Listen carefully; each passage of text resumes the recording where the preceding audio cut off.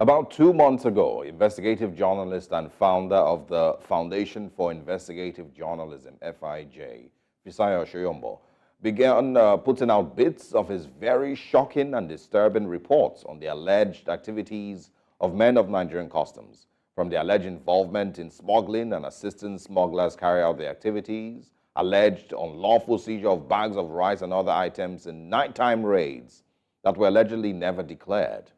Good morning, Customs NG, Fisayo used to say every morning. In fact, Nigerians on X got used to seeing those greetings because, they always came with more revelations from his investigative work.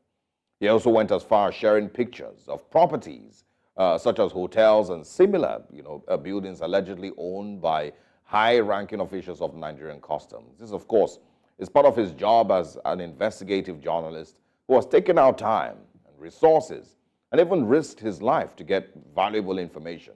Did Fisayo get death threats? Yes, he did.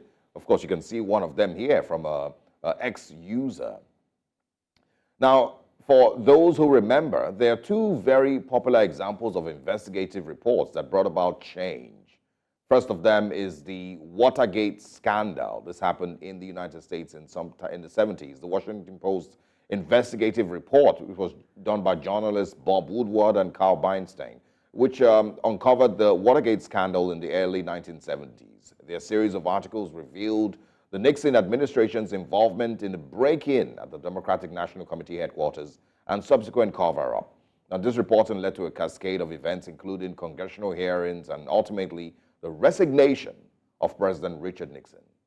In 2016, which of course a lot of people remember this one, it's still fresh, the Panama Papers. It was done by the International Consortium of Investigative Journalism, ICIJ, and it was of course published a massive leak of financial documents exposing the offshore financial dealings of politicians, public officials, and wealthy individuals around the world, including here in Nigeria.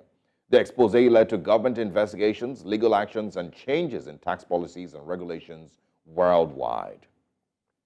But in our great country, Nigeria, the response to reports by Fisayo has been deafening silence of the Nigerian government.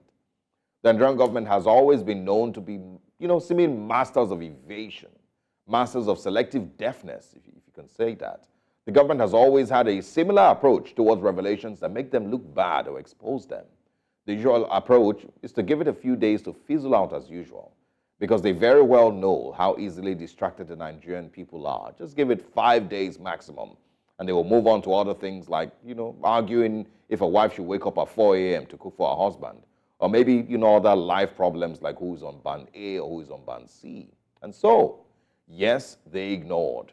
In another society, you would expect maybe not immediate consequences, because these, of course, allegations need to first of all be investigated. But in a country where many people have spoken about how porous, our borders are, and of course how the nature of these porous borders have always been a major concern with national security, how the ability to smuggle goods in and out of Nigeria has continued to be a major concern in the fight against insecurity, you would expect that the Nigerian government will immediately start asking if these allegations are true or not. Let's even imagine the previous administration didn't take these aspects of national security seriously. Are we then going to once again conclude that it's the same pattern with this new government? Ignore the issue, don't bother yourself about it. National security, will be fine. There's no need to panic. Is it a government that turns its face the other way when there are such strong allegations against members of the same government that you're expecting would fix your country? Many people already have doubts as to whether the current administration has any serious plans to put Nigeria on the right path. A government that has the resources and quick judicial process against cases, like the Bobrisky case, certainly can't see what Fisayo Soyombo has shared constantly for 6 weeks, ignored him completely and ignored these investigative findings. And that same government still wants Nigerians to believe that it has come to fix Nigeria. Moments like these are meant to be low-hanging fruits for a reasonable government to use. They're easy things used to swing into action and show people that it means business. And slowly but surely, Nigerians are starting to accept that maybe, just maybe, this administration has no plans to do better than the other one. And so on behalf of Fisayo Soyombo and the FIG and all the Nigerians, we say, Good morning, Customs, and good morning, Nigerians.